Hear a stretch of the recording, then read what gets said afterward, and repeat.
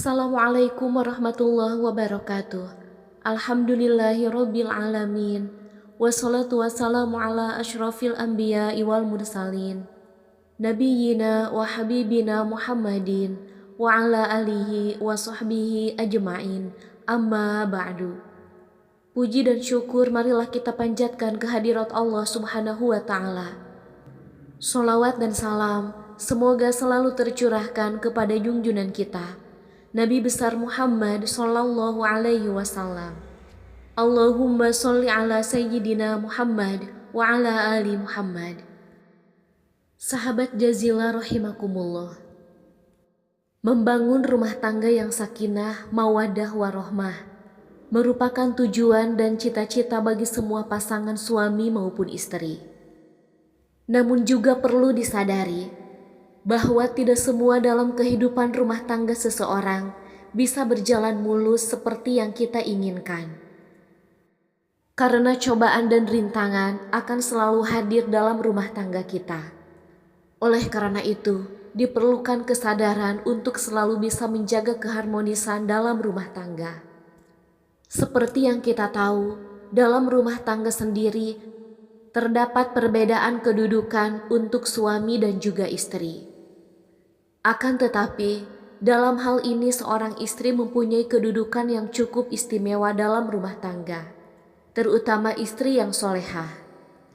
Rasulullah Shallallahu Alaihi Wasallam bersabda, dunia itu penuh dengan kenikmatan dan sebaik-baik kenikmatan dunia yaitu istri yang solehah. Hadis riwayat Muslim.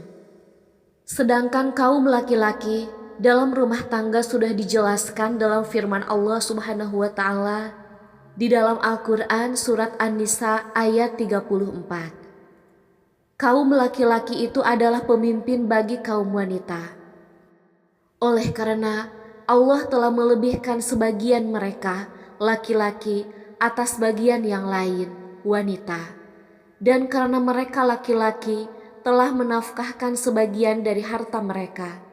Sebab itu, maka wanita yang solehah ialah yang taat kepada Allah, lagi memelihara diri ketika suaminya tidak ada.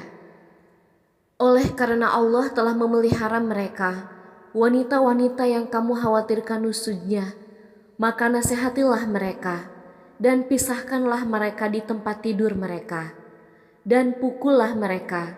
Kemudian jika mereka menaatimu, maka janganlah kamu mencari-cari jalan untuk menyusahkannya. Sesungguhnya Allah Maha Tinggi lagi Maha Besar. Dalam ayat tersebut sudah jelas dikatakan bahwa laki-laki merupakan pemimpin dalam setiap rumah tangga. Akan tetapi, tanpa kita sadari, dalam kehidupan keluarga, tak jarang para suami melakukan tindakan yang menyimpang dari ketentuan Allah dan telah melanggar hak-hak istrinya. Oleh karena itu, bagi para suami perlu mengetahui perbuatan-perbuatan yang oleh agama Islam dikatakan sebagai tindakan dosa suami terhadap istri. Inilah 9 dosa suami kepada istri yang sangat dibenci oleh Allah Subhanahu wa taala. 1. Tidak mengajarkan ilmu agama.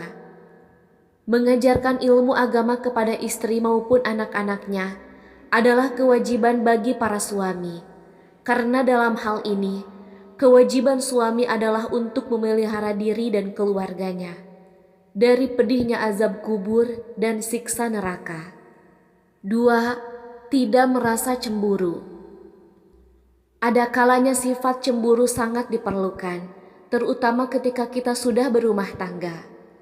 Selain bisa menjadi bumbu-bumbu cinta dalam rumah tangga, rasa cemburu dari suami juga bisa menjaga keluarga dari sifat dan sikap yang kurang terpuji. Akan tetapi, harus diperhatikan, cemburu kepada pasangannya juga tidak dianjurkan berlebihan, sehingga malah bisa menyebabkan perselisihan yang berujung keretakan dalam rumah tangga. 3. Tidak memberi nafkah kepada istri.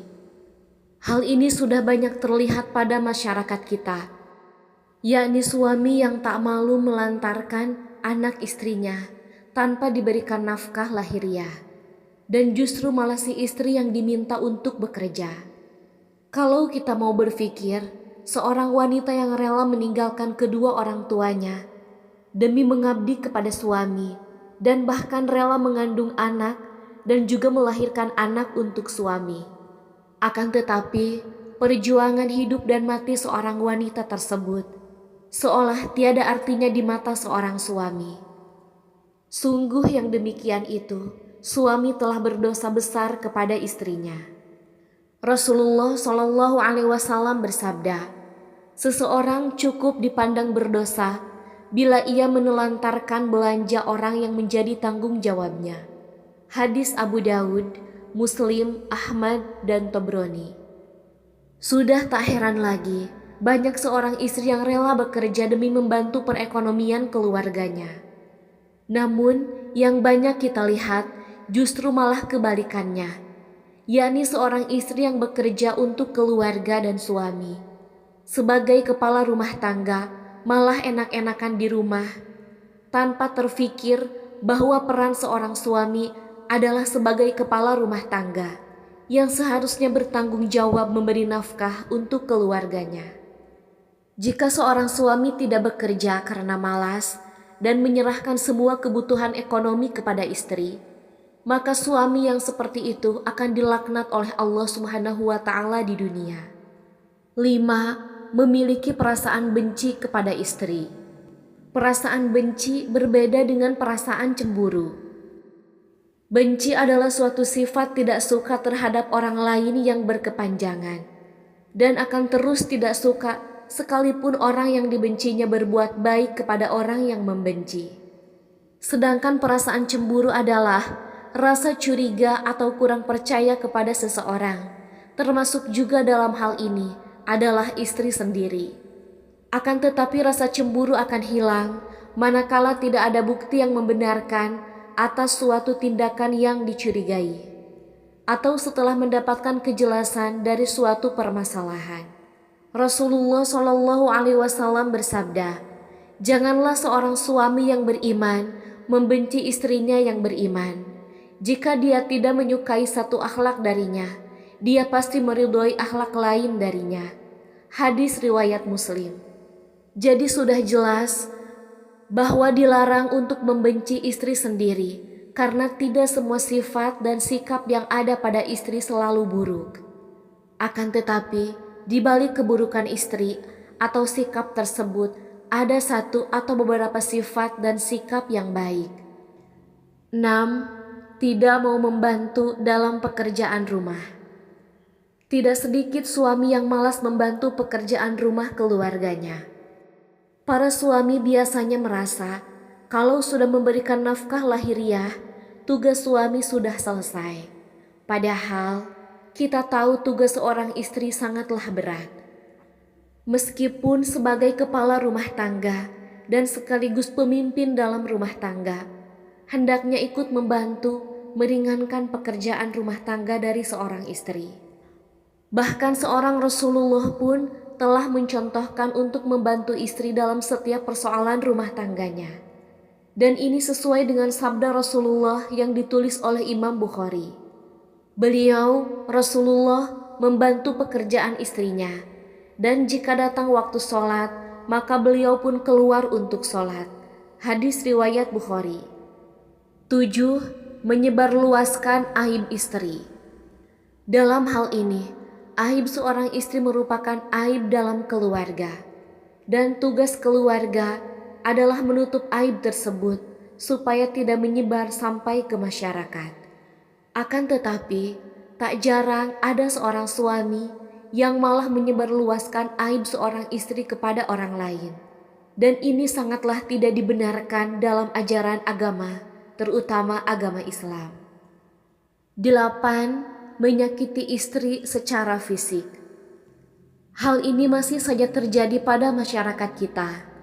Perbuatan memukul, menendang, atau menyakiti istri secara fisik lainnya malah banyak dilakukan oleh para suami. Ini biasanya terjadi karena ketidaksadaran diri dari seorang suami, karena pengaruh khamar, masalah keuangan dalam rumah tangga, tekanan dari suatu pekerjaan, dan lain sebagainya. Menyakiti istri secara fisik merupakan dosa yang sangat besar dalam pandangan Islam, karena wanita merupakan kaum yang harus dilindungi karena kelemahannya. Rasulullah Shallallahu Alaihi Wasallam bersabda, hendaklah engkau memberinya makan jika engkau makan, memberinya pakaian jika engkau berpakaian, tidak memukul wajah, tidak menjelek-jelekannya. Hadis riwayat Ibnu Majah. 9. Meremehkan kedudukan istri. Yang dimaksud meremehkan kedudukan istri adalah para suami yang mentang-mentang sudah memberikan nafkah lahiriah, kemudian meremehkan posisi istri yang mungkin saja tidak bekerja karena harus mengurus rumah tangga. Dalam hal ini masih terlihat di masyarakat kita sampai sekarang. Untuk para suami, tidak boleh meremehkan kedudukan seorang istri dalam rumah tangga. Karena kita semua tahu, kedudukan istri ibarat tiang dalam sebuah bangunan. Sahabat Jazilah rahimakumullah, bagi para suami, mulailah dari sekarang, bantulah peran seorang istri dalam rumah tangga. Insya Allah, apabila dalam keluarga saling membantu, saling menutupi aib keluarga, saling menghargai satu sama lain, keluarga kita semuanya akan menjadi keluarga yang sakinah, mawaddah, warohmah, dan berkah. Wallahu a'lam bishawab. Mudah-mudahan bermanfaat dan barokah. Wassalamualaikum warahmatullahi wabarakatuh.